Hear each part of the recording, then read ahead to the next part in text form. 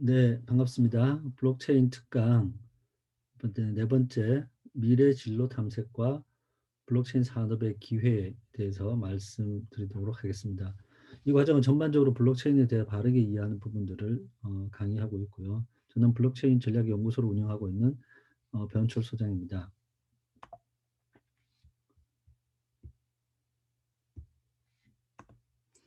제가 하고 있는 일 중에 하나가 잡지에 자문을 하고 있거든요.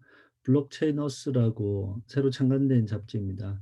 작년에 2회 저희가 임시 발간을 하고 올해 1월부터 창간호를 시작하고 있습니다. 여기서 편집 주간을 맡고 있고 국내 블록체인 관련된 중요한 뉴스들을 모아서 기사로 발행하는데 제가 이 내용을 소개해 드리는 이유는 여러분들이 어떤 미디어 환경을 통해서 본인들이 대외 활동들 그리고 학생 기자로서 활동들을 해보면 많은 경험들을 하실 수 있고요. 특별히 제가 강의하는 이 과정에서 여러분들 중에서 또는 호서대 학생들 중에서 동아리가 있다면 블록체인 관련되는 스터디를 하는 동아리가 있다면 저희가 기회를 제공해 줄 수 있으니까 학생 기자로 한번 활동해 보는 것도 추천드립니다. 제 연락처 위에 있으니까 관심 있으신 분들은 연락을 주시면 제가 상담해 드리도록 하겠습니다. 오늘 미래 진로 탐색과 블록체인 산업의 기회라는 주제인데 한국정보화진흥원 니아에서는 향후 10년간 디지털 전환을 이끌 6대 핵심 기술에 대해서 발표를 했는데 첫 번째 인공지능 그리고 5G, 자율주행, 블록체인, 로봇, 맞춤 의료에 대한 부분인데 이 내용들을 이제 5G 같은 경우는 이제 이게 작년 자료인데 2020년 자료인데 전 세계 5G망 매출이 42억 달러에 이를 것이다. 가트너가 얘기를 했고 5G 가입 건수가 2025년까지 26억 건 이상 될 것이라고 전망을 했는데 사실 작년 2020년도에는 5G 인프라가 그렇게 활발하게 구축되지는 못했습니다. 이 코로나 이슈도 있었고 생각보다 5G 시설을 구축하는데 이제 어려움이 있고 미중 무역상에서 화웨이 제재와 관련해서 5G 통신 장비를 전 세계에서 시장에 납품하는 중요한 회사 중에 한 군데가 정상적으로 사업 활동 못했던 그런 부분들이 있습니다. 자율주행에 대해서는 3단계 부분 자율주행차 상용화를 2022년 이제 내년까지 하겠다라는 부분들이고 자율주행이 이제 성큼 이제 현실적으로 다가와 있습니다. 이러한 부분에서도 기회들이 있을 거고요. 우리가 살펴보고 있는 블록체인은 핀테크 산업으로 성장을 하게 되고 스마트 컨트랙을 활용하는 활용성이 증가될 것이다. 그러니까 중국이 디지털 화폐인데 중앙은행이 발행하는 디지털 화폐, 그 센트럴 뱅크 디지털 커런시 (CBDC가) 아니라 디지털 커런시 일렉트로닉 페이먼트라고 하는 형태로 활발하게 디지털 화폐 적용을 하고 있습니다. 그리고 로봇 쪽에서는 지능형 기기가 등장을 하고 동반자 반려로봇이라고 하는 로봇의 수요가 증가할 것으로 예측하고 있습니다. 바이오 맞춤 의료 쪽에서는 바이오 경제 기반의 기술이 발전할 것이고 미래 의료와 관련해서 국가 단위로 대규모 사업을 추진할 것이라고 예측하고 있는데 이걸 오른쪽에 있는 그림으로 보면 통신 인프라는 5G 통신 환경으로 이제 전체적으로 바뀌어 간다는 거죠. 향후 10년 내에. 5G 통신에서 가장 큰 특징은 단말에서부터 기지국을 거쳐서 다시 단말로 오는 이 네트워크 상태에 거의 지연이 없는 low latency 환경들. 그래서 거의 실시간에 가깝게 통신 환경이 된다는 그런 통신 속도를 특징으로 하고요. 데이터를 쌓아가는 부분에서는 데이터를 신뢰성 있게 또 위변조하지 않고 보안성을 유지하는 그런 특성들을 블록체인 기반으로 인프라를 만들게 될 것이다. 전체가 바뀌는 건 아니지만 상당 부분 백엔드 데이터를 쌓아가는 부분들은 블록체인 인프라를 적용하게 될 것이고 여기에 쌓여 있는 데이터를 활용해서 인공지능 서비스가 또 블록체인과 융합된다는 부분들이 중요한 내용으로 살펴볼 수 있겠습니다. 로봇은 또 사람이 하는 일들에 대해서 단순하고 규칙을 가지고 반복적인 업무들은 대체를 하게 되고, 가운데 있는 자율주행과 결합을 하게 되면 서비스 로봇들, 그러니까 이제 식당에서 테이블로 음식을 배달하는 서빙 로봇이나 호텔에서 객실로 이제 필요한 물품들을 가져다 주는 어 컨시어지 로봇 같은 경우들이 금방 활용될 수 있을 거고요.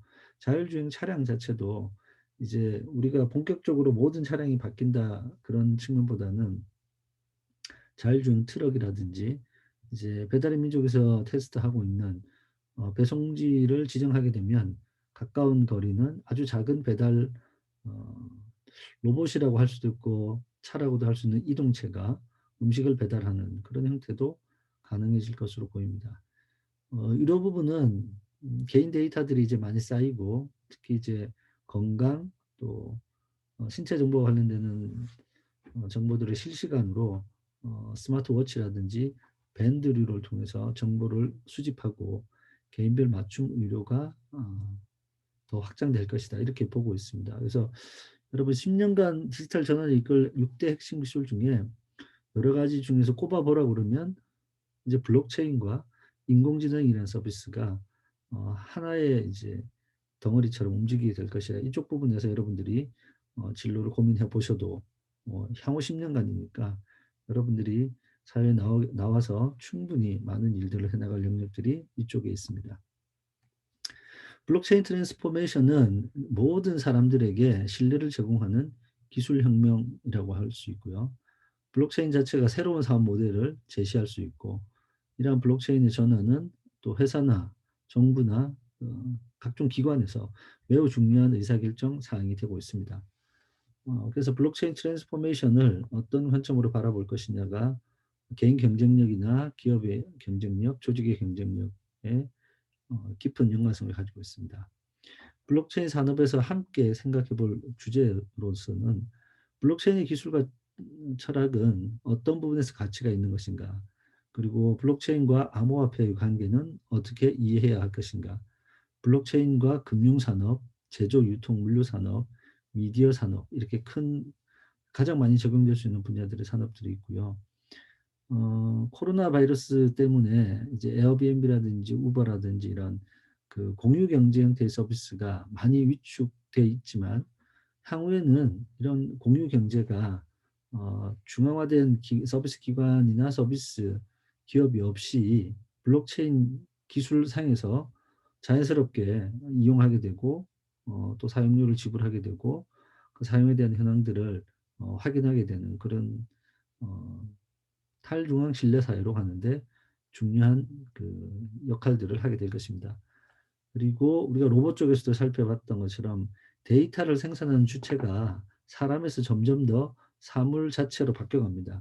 가장 간단한 예로는 태양 발전을 하는 우리 태양열 발전판이 있죠. 그리고 그 전기를 축전했다가 집에서 사용하거나 이제 가까운 집과 가까운 곳에서 사용할 수 있는 쪽으로 하고, 남는 전기를 뭐 다른 쪽에 보냈을 때 그 보내준 전기만큼 전기 사용에 대한 보상을 받게 되는데, 그게 전기와 관련되어 있는 특별한 서비스 프로젝트 코인으로 받게 되고, 그 코인을 쌓아두었다가 우리 집에서 이제 전기 사용료를 내야 될 때 한전에 그 전기와 관련되어 있는 암호화폐로 지불할 수 있는 이런 형태로 발전하게 될 겁니다. 그래서 여러분들이 이런 주제들에 대해서 좀 관심을 가져보시고, 같은 어는 이 블록체인과 관련해서 네 단계의 스펙트럼을 제시하고 있는데, 우리 2010년도까지 그냥 인터넷은 정보의 망이었죠.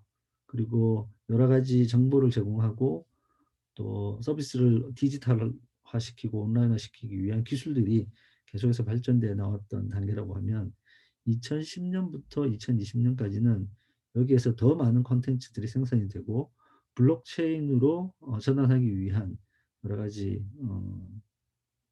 과정들, 초기 과정들이 거쳤습니다. 2009년도 1월 달에 비트코인의 첫 번째 제네시스 블록이 만들어진 것처럼 이제 12년째 접어들고 있는데, 우리는 이제 이더리움이라는 프로젝트, 뭐 이오스라는 프로젝트, 트론이라는 프로젝트 등등 많은 프로젝트를 보고 있고, 이더리움은 작업 증명에서 이제 지분 증명 후에 합의 알고리즘으로 변환돼 가는 과정에서 작년 12월 달에 성공적으로 2.0 블록체인 그 첫 번째 어, 제네시스 블록이 만들어져서 지금 가동이 되고 있습니다. 그리고 2020년부터 2030년까지는 가치의 인터넷이라고 해서 블록체인이 여러 가지 기술적인 제약 사항들이나 또 단점들을 보완해 가면서 완성되어 가는 단계라고 봅니다. 그러면 이제 우리 향후 10년 동안은 블록체인이 계속해서 발전해 나간다는 거죠. 그리고 2030년 이후 블록체인이라면 어떻게 될 것이냐. 블록체인은 더욱더 발전해서 확장된 블록체인으로 가게 됩니다. 오프라인 서비스라든지 기존의 전통 서비스들과 잘 결합되면서 더욱더 확장돼 나가는 것이 가트너가 바라보고 있는 이제 블록체인 관련된 스펙트럼이고요. 여러분들은 지금 2021년도에 서 있는 시점에서 보면 이제 본격적으로 블록체인이 어, 산업 현장에 접목되고 결과들을 만들어가는 그런 시기에 와 있다고 보겠습니다. 블록체인을 공공 서비스 분야에서 살펴보면 뭐 법을 집행한다든지 과세, 보안과 안전, 사이버 보호, 건강 서비스 이렇게 되어 있는데 왼쪽에서 조금 더 설명해 볼 만한 부분들은 과세에 대한 부분들입니다. 정부는 세금을 걷어들이는 것이 가장 중요한 재원 마련이 되는 것이죠. 근데 이 세금 중에서 이제 자동 징수할 수 있는 부분들에 대해서 블록체인을 기반으로 검토를 하고 있습니다. 예를 들면 이제 교통과 관련해서 과속을 했다거나 신호 위반을 했다거나 주차 위반을 했을 경우 차량과 관련해서 이제 벌금을 매길 수 있잖아요. 그럼 차량은 차 번호와 관련해서 차를 소유하고 있는 차 소유주하고 직접 연결이 돼 있고 이 차에서 발생돼 있는 교통 위반 사항들을 그 차의 소유주한테 이제 청구하게 되는 방식인데 지금 이제 앞으로는 블록체인하고 암호화폐가 활발하게 활성화된다라고 하면 차를 소유한 사람들은 기본적으로 특정한 어떤 암호화폐를 같이 공유하면서 이런 범칙금들을 지불할 수 있거나 또는 또 이제 그런 교통 관련돼서 암호화폐를 획득할 수 있는 어떤 서비스들이 등장하면 어, 범칙금들을 과세할 때에는 문제가 발생되고 이런 신호 위반 이런 어떤 뭐 주차 위반들에 대한 위반 사항들을 소유자한테 알려주고 나서 소유자가 그걸 인지하고 동의하게 되면 스마트 컨트롤을 통해서 자동으로 과세되는 부분들까지도 이제 생각을 하고 있습니다. 오른쪽에 보면 디지털 신원 인증, 복리후생, 청구서 및 지불, 입법 기록. 이 청구서 지불하고 아까 과세 부분하고 이제 연결해서 좀 설명했던 부분이고요. 올해는 작년에 이어서 디지털 신원 인증이라고 하는 이제 나의 신분 확인을 디지털 방식이면서 분산으로 되어 있고 나의 신원 정보 중에 내가 꼭 알려줘야 될 공유할 정보들만 내가 선별적으로 공유할 수 있는 그런 환경으로 바뀌어갈 겁니다. 복리후생은 공공 쪽에서 되게 중요하죠. 이제 어떤 대상이 복리후생에 대한 대상자이며 어떤 조건에 맞는 그런 복지 바우처들이 지급될 텐데 그것이 이제 정확한 사람들에게 조건이 맞는 사람에게 지불이 되어야 되고 그것이 정확하게 잘 쓰여졌는지 나중에 좀 확인해야 되는데 현재 상황들은 그런 부분들이 이제 어렵기도 하고 시간이 많이 걸리는데 이제 블록체인을 통해서 블록체인의 암호화폐 형태로 지급하게 되면 상당히 많은 부분들이 기술적으로 해결되는 그런 어, 시도들을 하고 있습니다. 지역화폐를 기반으로 또는 복지바우처를 기반으로 이렇게 접목을 하고 있습니다. 과기정통부에서 정한 8개 블록체인 서비스 개발 분야가 있는데 유통, 블록체인을 적용했을 때 가장 효과를 잘 볼 수 있는 분야가 유통 물류 영역입니다. 그래서 유통 쪽에 있는 내용이 1번이고 그리고 중요한 문서, 이제 거래 내역이나 소유권에 대한 부분들을 증명하고 있는 문서들은 블록체인에 올려놓을 경우에는 이제 삭제가 되지 않고 위변조되지 않으면서 누구나 그 신뢰할 수 있게 그 문서를 참조할 수 있게 됩니다. 그리고 다음으로는 이제 투표에 대한 부분인데 투표는 여러 가지 온라인 투표, 디지털 투표, 모바일 투표 뭐 이런 부분에 대해서 많이 시도를 하고 있는데 그런 여러 가지 지금까지 나와 있는 서비스들이 데이터의 신뢰성, 그 위변조를 방지할 수 있는 이러한 부분들에 대해서 늘 이제 어려움이 있었고 중앙화되어 있는 서비스였는데 이걸 탈중앙화되어 있는 블록체인을 쓰면서 또 투표권을 가진 사람이 투표를 하게 되고 투표 결과에 대해서는 이제 뭐 결과를 완전 오픈하게 생각까지 보지 못하지만 투표를 좀 블록체인으로 했을 때 좀 더 좋겠다라는 시도들은 많이 되고 있습니다. 그리고 의료 데이터를 기반으로 하는 의료체인, 그 기금에 대한 부분들인데 이 기금은 기부라든지 사회복지단체, 뭐 NGO, 그리고 뭐 회비 형태로 내어서 운영되는 그런 쪽은 다 이런 기금 체인과 연결이 되어 있는데 누가 얼마의 돈을 내고 실제 사업을 위해서 얼마의 비용이 사용되고 실제 수혜를 받거나 혜택을 받아야 될 사람들한테 어느 정도의 금액이 전달되었는지 참 확인하기가 좀 어려운 거예요. 그래서 기부 그리고 복지, 기금과 관련된 부분에서는 자금의 모집 그리고 자금의 집행에 대한 부분들을 투명하게 하기 위해서 블록체인을 적극적으로 도입해야 된다고 검토하고 또 집행하고 실행되고 있습니다. 데이터 거래 체인은 어, 어떤 특정한 분야가 아니라 이제 중요한 개인 데이터일 수도 있고 산업 데이터일 수 있는데 그 데이터들을 모아서 실제 그 데이터를 활용하고 싶어하는 수요처에게 제공하고 그 수요처는 데이터를 제공받아서 어떤 부가가치를 창출하게 되는 거죠. 그 과정에서 데이터를 사용하게 되는 데이터 이용료를 지불하면 그 데이터를 생산하거나 데이터를 유통했던 사람들이 실제 소득을 얻을 수 있는 가치를 얻을 수 있는 형태의 블록체인을 구상하는 부분들이 여섯 번째고요. 그리고 이제 유통체인하고 연결해서 보면 생산을 어딘가에서는 해야 되잖아요. 그리고 그 생산품이 생산되어서 유통 라인으로 넘어가는 그 단계, 그 사이에 정말 이제 제대로 된 생산품이 올라가는지에 대해서 검증이 되거나 기술적으로 잘 증명이 돼야 되잖아요. 그래서 그런 부분에서도 팩토리 체인이라는 부분으로 또 적용할 수 있겠습니다. 전반적으로는 이런 블록체인 생태계 조성을 위해서 과기정통부가 이제 노력을 하고 있는 게 내용들이고 이 과기정통부의 이런 과제들은 매년 어떤 특정한 블록체인 과제들을 지정하고 이제 사업 수행을 하고 있는데 공공에서 이렇게 진행되는 부분들은 민간에서 받아서 과제를 수행하는 프로젝트이기도 하고 또 그걸 통해서 이제 민간 분야까지 확장되는 부분이 있어서 여러분이 관심을 가지면 좋겠고 2021년도에 과기정통부에서는 이제 디지털 뉴딜을 어떻게 실행할 것이냐에 대한 부분들을 가지고 그 안에는 데이터 댐이라는 컨셉이 있습니다. 우리 이 슬라이드에서는 데이터 거래 체인과 비슷할 수 있을 텐데 데이터를 모아놓고 그 데이터를 필요로 하는 사람들이 가져가서 데이터를 어, 활용을 통해서 부가가치를 만드는 이런 인프라를 만들겠다. 그게 데이터 댐인데 데이터를 수집하고 저장하고 또 운영하는 과정에서 데이터의 신뢰성을 유지해야 되잖아요. 이제 그런 부분에서 기반 기술로 블록체인을 적극적으로 활용하겠다라는 발표가 있었습니다. 그래서 블록체인이 여러분들이 어렵게 생각하지 말고 여러분들이 앞으로 사회 나가서 어떤 산업 분야에 있든지 간에 블록체인을 접목할 수 있는 부분들이 많이 있으니까 그런 아이디어들을 좀 생각해 보면 되겠고요. 데이터 리워드와 관련해서는 부산에서 이미 이제 사업들을 하고 있습니다. 왼쪽에 보시면 데이터 제공자가 아래쪽에 데이터를 제공합니다. 그럼 데이터 플랫폼에서는 수집, 가공, 거래를 하는 것이고요. 오른쪽에는 데이터 수요자가 데이터에 대한 수요 요청, 데이터 구매 요청을 합니다.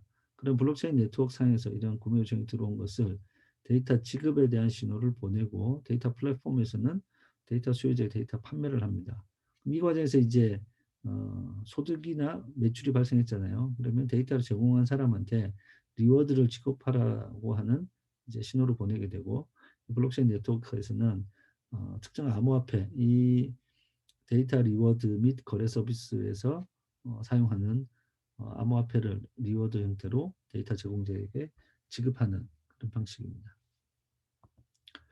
그 의료 부분의 데이터는 되게 중요하다고 했죠. 그래서 의료의 마이 데이터 플랫폼 서비스를 추가 사업을 했는데 진료 정보 서비스, 이용자 편의 서비스, 종합 건강 검진 서비스 등을 이제 의료 마이 데이터 플랫폼 내에 올려놓고 이제 마이데이터의 소유권자는 병원 방문하거나 의료 공급을 할 시에 이 병원을 통해서 만들어지는 데이터들이 있겠죠. 그리고 정보 제공에 대해서 동의를 하게 되고 3-1에서는 데이터 요청을 하고 네, 데이터 요청을 하고 수집을 하도록 이렇게 하는 부분들이 있습니다. 그리고 이 의료 데이터에 대한 마이 데이터 부분들은 어디서 주로 많이 사용하냐라고 하면 오른쪽에 있는 것처럼 이제 제약사나 연구소, 헬스케어 스타트업 등에서 이런 데이터들을 필요로 하겠죠. 필요로 하고 이렇게 해서 자기들의 신제품을 만들거나 하게 되면 어, 거기에 대한 이제 대가를 지불하고 최종적으로 8번에 보면 디지털 바우처 형태의 이제 이거는 이제 플랫폼 내에서 암호화폐 같은 형태죠. 디지털 바우처를 제공해서 이제 혜택을 받을 수 있도록 그렇게 구상을 하고 있습니다. 어, 그럼 블록체인 기술이 적용되는 것이 적합한 경우는 어떤 경우일까? 그러면 한 네 가지 정도의 조건이 있습니다. 첫 번째는 데이터 공유에 대한 부분인데 저장된 정보를 다수의 참여자와 데이터를 공유하는 것이 좋으냐? 그럴 경우는 이제 블록체인을 쓰면 된다는 거고요. 그다음에 다수의 이해관계자, 복수의 참여자가 정보를 생성하거나 조회할 때인데 어, 블록체인은 그 가치 사슬이 길고 밸류 체인이 길고 거기에 많은 사람들이 참여해서 각자의 이해관계가 있을 때 그걸 이제 중앙화된 서비스의 어떤 사업자가 중간중간에 끼어서 그 정보를 통제하는 것이 아니라 전체를 공유하면서 또 조회하면서 또 감시도 하면서 이렇게 운영되는 것이 훨씬 더 좋다라는 겁니다. 그리고 이제 영어로는 low trust라고 돼 있는데 내가 그 참여하고 있는 참여자들을 다 자세히 알거나 그 사람에 대해서 막 신원을 확인하거나 그렇지 않아도 블록체인 기술 자체가 그 거래라는 부분 자체만 놓고 봤을 때는 어, 이용자는 익명성을 유지하더라도 거래는 할 수 있도록 해주는 부분들이 있습니다. 그런 것들이 필요할 때 이제 블록체인을 사용하게 되고 기록되어 있는 거래를 나중에 어떤 감사를 하고 할 경우가 블록체인에는 적합한 거죠. 그래서 우리가 이제 아까 이제 복지단체, 기부단체 이제 쪽에서는 자금을 후원받으면 그걸 잘 써야 되잖아요. 그런 부분 나중에 이제 감사를 해야 되기 때문에 누구한테 얼마가 들어왔고 우리가 운영비로 얼마를 쓰고 수혜를 받아야 될 대상자들은 얼마를 지급했는지 이런 문제들이 블록체인상에서 진행되면 대단히 투명하게 진행될 수 있습니다. 그리고 블록체인 기술 적용하게 되면 새로운 가치가 생성되는 것이 있어야 되는데 그중에 첫 번째는 어, 탈중앙되잖아요. 그리고 P2P로 직거래된다는 철학을 가지고 있기 때문에 중개자를 제거하는 효과가 있느냐를 살펴봅니다. 어떤 가치 사슬 밸류체인 내에서 모든 그 사이에 있는 중개자들 다 제거하는 것은 아니에요. 그렇지만 한두 개의 중개자만 제거를 해도 속도도 빨라지고 그 사이에 발생되는 비용도 줄일 수 있기 때문에 거래를 검증하기 위한 중앙화된 중개자는 필요 없다라는 겁니다. 그리고 트랜잭션의 자동화, 거래 자동화의 부분인데 스마트 컨트랙을 사용하게 되면 특정한 조건이 발생했을 때 스마트 컨트랙에 그 조건이 맞으면 예를 들면 어떤 조건이 맞을 경우에 A는 B한테 얼마의 비용을 지불한다. 예를 들면 나한테 내가 어떤 파일을 보고서를 다운로드 받으면 그 보고서 다운로드에 대한 비용은 지불된다. 이런 형태들이 가능하고요. 이건 온라인 거래할 때는 그냥 보통 쉽게 생각되는데 예를 들면 뭐 내일 아침에 예를 들면 기온이 뭐 몇 도 이하가 되면 내가 비즈니스를 잘 할 수 있으니까 내가 돈을 B한테 보내고 그 이상 온도가 올라가면 B가 나에게 돈을 보내고 이런 형태로 약속을 했다고 해요. 근데 그 다음날 이제 온도를 보면서 우리 약속한 대로 시키자 했는데 상대방이 뭐 아우 그뭐 그때 그렇게 약속한 거 아니고 그냥 한 얘기야 이런 식으로 말을 바꾸거나 뭐 이제 집행을 하지 않을 수도 있잖아요. 스마트 컨트랙을 사용하게 되면 그럴 일이 없어요. 합의를 하는 순간 내일 예를 들면 온도가 내일 아침 온도가 영하 5도가 되면 뭐 내가 너한테 뭐 10,000원을 주고 뭐 투자비로 그게 그것보다 높으면 네가 나한테 내가 사는 사업의 투자비로 10,000원을 준다. 이렇게 합의를 하잖아요. 그러면 내일 아침에 온도가 어떤 해에 따라서 그 두 가지 조건 중에 하나겠죠. 그죠? 그러면 자동으로 집행이 됩니다. 그래서 이 부분은 업무를 자동화한다는 측면에서 제가 이제 예를 이제 들기 위해서 간단한 예를 들었지만 상당 부분의 업무를 자동화시킬 수 있다는 부분들이 중요하고요. 여기서 앞에서는 감사라는 부분들의 내용이었는데 같은 컨셉이지만 트레이스빌리티라고 거래 추적이 가능하냐라는 부분들이 있습니다. 이게 거래가 유통망 같은 경우는 생산대에서 그 생산지로부터 가공업체로 가고 가공업체에서 가공에 마친 다음에 이게 유통을 시켜야 되니까 유통업체로 가고 유통업체를 거쳐서 어떤 물류창고에 보관된다거나 한 다음에 뭐 도매나 소매를 거쳐서 일반 소비자한테까지 온다는 거죠. 그럼 이 상태에서 이 상품이 제대로 생산돼서 빠르게 유통이 돼서 내가 지금 이제 안전하게 이 제품을 뭐 먹거나 뭐 사용할 수 있을 것인가를 보려고 하면 그 제품에 이제 QR 같은 걸 찍으면 이 제품이 생산된 부분 생산 가공 이동했던 이동 경로 뭐 어디에서 저장되어서 보관됐던 것까지를 다 확인하면서 살 수가 있습니다. 그래서 정보 비대칭성을 상당 부분 해결할 수 있어요. 이 트레이스빌리티 누적돼 있는 기록을 추적해 갈 수 있기 때문에 그리고 기록된 거래는 수정 불가능하고 삭제가 되지 않기 때문에 실제 이 블록체인에 올라오기만 하면 신뢰할 수 있다는 그런 부분이 있습니다. 이런 가치들이 창출되는 거고요. 여기는 이제 가치 창출 모델에서 가치를 전달한다. 그러면 가치를 전달한다는 거는 실제 제일 간단한 거는 돈을 보내준다는 거죠. 암호화폐를 보내준다 뭐 이런 건데 권리를 이양한다 이런 것도 되죠. 부동산 같으면 내가 부동산을 팔았다. 그럼 소유권이 바뀌는 거잖아요.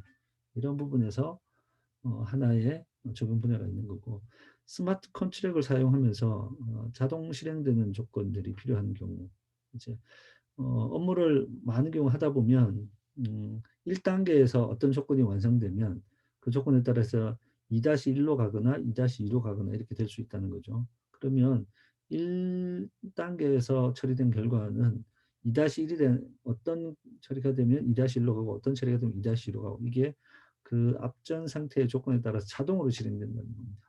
그래서 이렇게 스마트 컨트랙을 적용하는 분야가 앞으로 점점 늘어나서 스마트 컨트랙이 적용되면서 자동 실행이라는 부분들 이제 중요하게 될 거고요. 블록체인이 가지고 있는 가장 큰 가치 창출 중에서는 레코드 키핑이라고 기록을 보관하는 거죠.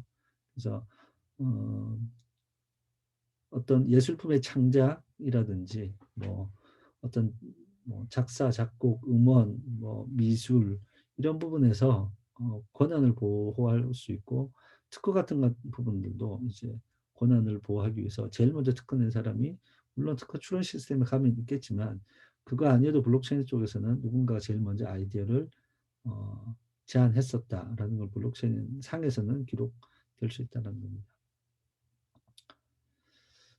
블록체인 특성 지표 중에서는 이런 게 있습니다. 블록체인으로 구축하는 것이 꼭 필요하냐 이런 얘기들을 할 수 있다는 겁니다. 그래서 블록체인 프로젝트를 여러분이 만나게 되면 그런 얘기를 해봅니다. 해당 서비스가 탈중앙화되거나 블록체인으로 가는 것이 정말 필요하냐 이걸 질문할 수 있는 거고요. 협력 모델 수준이라는 건데 기관 기업 간 협력 모델 수준을 또는 개방 수준이 어느 정도이냐 다양한 서비스 간 연계 가능성이 높으냐, 가치 사슬 간 연계 복잡성이 높으냐, 이런 부분들을 살펴보게 되고요. 이제 스마트 컨트랙을 활용하게 되면 해당 서비스나 스마트 컨트랙을 활용해서 자동화할 수 있는 수준이 어느 정도 되느냐, 이런 것들을 살펴본다는 겁니다. 이 내용은 블록체인 서비스 적용을 위한 평가 모델 연구라고 하는 소프트웨어 정책 연구소에서 이중엽 연구원이 발표한 자료, 작년 1월 자료입니다. 되게 자료 내용이 좋아서 제가 소개를 했고요. 그 뒤에 두 번째는 이런 부분이 있습니다. 도입을 하는 것이 적합하냐, 여기 앞에는 뭐예요? 구축이 필요하냐라는 거고, 블록체인 도입하면 이 도입이 적합하냐, 이 부분을 좀 더 저는 집중적으로 보고 있는데, 오라클 문제를 해결하거나 회피할 가능성이 있느냐. 이제 오라클 문제는 오프라인 상에서 있는 데이터를 충분히 신뢰하지 못하는 상태인데, 그걸 온라인 체인, 블록체인으로 가져오게 되면 그 위에 어떤 데이터를 관리를 잘 해도 원 데이터가 잘못되어 있기 때문에 이 처음에 오리지널한 데이터를 어떻게 가져올 것이냐가 이제 오라클 문제거든요. 그 문제를 해결하거나 회피할 가능성이 있어야 적합하다는 겁니다. 그리고 자산 디지털화 수준, 이제 자산을 디지털화하는 필요 수준이 어느 정도고, 그걸 디지털라이제이션 했을 경우에 훨씬 더 잘 작동할 것이냐, 그러면 도입이 적합한 거죠. 그죠?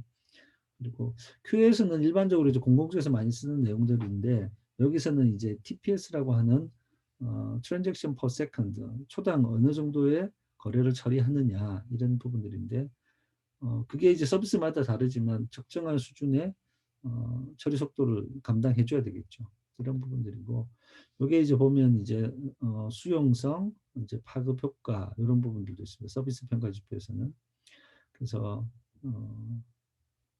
이러한 가중치에 대한 내용들도 좀 보시면서 어, 기술이 지속 가능하냐, 그리고 기관 및 법제가 수용하냐, 사용자가 수용할 수 있느냐, 그리고 이제 공공 쪽에서는 어떤 이런 그 블록체인 도입할 때 늘 하는 게 공공이나 민간 부분에서 이걸 이용했을 때 파급 효과가 충분히 있느냐, 이런 얘기들을 많이 하는데, 그런 항목들을 좀 살펴보시면 좋겠고요. 블록체인 트랜스포메이션이 기업 내에서 잘 되기 위해서는 블록체인을 끌고 가는 전략이 필요하고, 왼쪽에 있는 특별한 조직이 필요하고, 그리고 그런 블록체인을 받아들이고 약간 수평적인 어떤 문화 구조가 좀 필요합니다. 여기서 특히 조직은 전사가 동시에 가는 건 되게 힘들기 때문에 타스크 포스트라든지 아니면 이노베이션 그룹이라고 하는 혁신 지향하는 그룹 쪽에서 먼저 이 블록체인을 끌고 가는 그런 형태가 됩니다. 여러분들이 전략을 잘 세우거나 아니면 또 블록체인과 관련된 어떤 기업 문화들을 좀 잘 제시할 수 있는 그런 역할이 필요하고요. 블록체인에 대해서 5명이 만나서 얘기하면 5명이 다 다른 얘기를 할 수 있습니다. 그리고 블록체인에 대해서 다들 여러 가지 정의들을 하는데 다 맞는 내용입니다. 이제 블록체인을 기술적 관점으로만 아주 좁게 보면 하위 단에는 분산 원장 기술이라고 하는 걸 쓰고 있고요. 경제적 관점에서 보면 이 생태계에서 활동하는 사람들에 대한 합리적 보상을 어떻게 할 것이냐, 토큰 이코노미를 어떻게 만들 것이냐, 이런 부분들이 있는 거죠. 그리고 중앙화되어 있지 않다 보니까 탈중앙화되어 있는 이런 느낌들이 중앙의 정부 또는 중앙의 어떤 기관의 영향을 안 받는 거죠. 그죠? 그러니까 이런 거는 사회적 관점으로 보면 평등 사회 이런 것들을 지향하고 있는 것 같다는 거죠. 그리고 우리가 블록을 결정하는 부분들을 합의 알고리즘이라고 하는데, 이 합의 알고리즘은 마치 이제 국회에서 법을 정하는 것 같은 것과 비슷하다 그래서 정치적 관점으로 바라볼 수 있습니다. POW는 모든 사람들이 다 일을 하는 거고, POS는 약간 주식회사 같기도 하고 직접 민주주의 같기도 해서 내가 지분이 있으면 의견을 낼 수 있고, 모두가 지분을 가지고 의견을 내는 것이 사실은 비효율이 좀 발생하니까 위임 지분 증명이라는 방식으로 내 의견을 대리할 수 있는 대리자를 뽑아서 그 사람을 통해서 이렇게 진행하는 게 DPoS, 이런 합의 알고리즘입니다. 그래서 탈중앙과 합의를 합치면 정치 사회적 어떤 관점들을 가지고 있어서 되게 문과적인 성향들이 있는 거죠. 그리고 상대방을 신뢰하는 부분들 또는 이제 스마트 컨트롤을 통해서 어떤 자동 실행을 하는 부분들은 어떤 조건이 되면 사람들은 행동을 하는가, 이런 행동 심리학과 관련되는 부분들이 있습니다. 그래서 어, 스마트 컨트랙을 통한 보상들이 충분히 그 사람이 행동하도록 만들어주는 장치들이 돼야 되기 때문에 경제적 관점의 합리적 보상하고 합쳐서 행동 심리학 이런 부분들이 접목이 됩니다. 그러다 보니까 우리가 블록체인 하게 되면 아주 뭐 기술적인 부분으로만 보인다고 생각하겠지만 보상이라는 측면과 경제적인 관점으로 토큰에 투자만 하시는 투자자분들도 있는 거고요. 그걸 이제 합의 알고리즘이라는 방식으로 또 알고리즘을 개발하는 사람들도 있습니다. 그래서 이 전반적인 사항들이 있고요. 우리가 이제 앞으로 주목해야 될 블록체인 이슈들은 올해 이제 탈중앙 금융원이라는 디파이가 새로운 금융 상품들로 등장하게 되고요. 그리고 지역 화폐나 복지 바우처라는 것들이 이제 지금은 상품권 이런 형태로 실제 종이로 찍어서 나눠주고 하거든요. 사용처가 어딘지도 모르고 실제로는 그걸 가져가서 현금으로 바꾸면서 이제 우리가 소위 말하는 깡이라는 걸 하게 되는데, 이걸 블록체인 기반으로 하게 되면 잘 집행되고 통제를 가능한 부분이죠. 이런 지역 화폐나 복지 바우처가 디지털화되는 것을 국가 단위로 보게 되면 중앙은행에서 발행하는 디지털 화폐 이런 형태의 큰 이제 거대한 담론이 되는 거고요. 한국은행도 이제 작년에 잠시 해체했던 TFT를 다시 꾸려서 한국은행에서 발행하는 디지털 화폐에 대해서 연구하고 올해 시범 사업 같은 형태를 진행하는 걸로 알고 있습니다. 블록체인의 암호화폐는 가격 변동성이 큰 게 이제 장점이죠, 단점이죠. 뭐 일어났더니 뭐 몇 프로, 30% 오르고 그 다음날 됐더니 또 20% 떨어지고 이걸 통해서 경제 활동에 바로 적용하기 어렵습니다. 그러다 보니까 스테이블 코인이라고 법정 화폐와 1대1로 연동되어 있는 코인이면 그래도 우리가 어, 좀 뭔가 안정적으로 가져갈 수 있겠죠. 그래서 각 국가에서는 이제 스테이블 코인에 대한 정책들과 규제들을 좀 더 정확하게 확보하려고 하고 있습니다. 그리고 신원을 인정하는 부분에서 분산 신원 인증이라고 하는 DID가 되게 중요한 이슈로 떠올라서 나의 개인적인 정보를 나의 그 동의하에 전달하고 또 모바일 기반으로 나의 인증, 뭐 학력이라든지 아니면 나의 자격증이라든지 뭐 또 내 데이터 중에 일부를 어, 확인해 준다든지 이런 부분들이 분산 신원 인증이라는 부분에서 적용될 텐데 오늘 올해는 이런 얘기들을 좀 많이 여러분들이 듣게 되실 겁니다. 그래서 블록체인이 완전히 기술적인 부분으로만 보지 마시고 앞에서 봤던 여러 가지 5개의 관점들도 있고 또 다양한 산업 분야에서 블록체인들이 적용되고 있기 때문에 여러분의 전공 분야 또 여러분이 잘하는 분야 여러분이 관심 있는 분야에 다 블록체인이 보이지 않게 다 스며들어서 적용될 것으로 예측되고 그렇게 흘러가고 있습니다. 그래서 이번 본 온라인 과정의 그 강의를 통해서 여러분들이 블록체인의 좀 다양한 모습들 그리고 또 기여들을 느끼는 기회가 되었기를 바랍니다.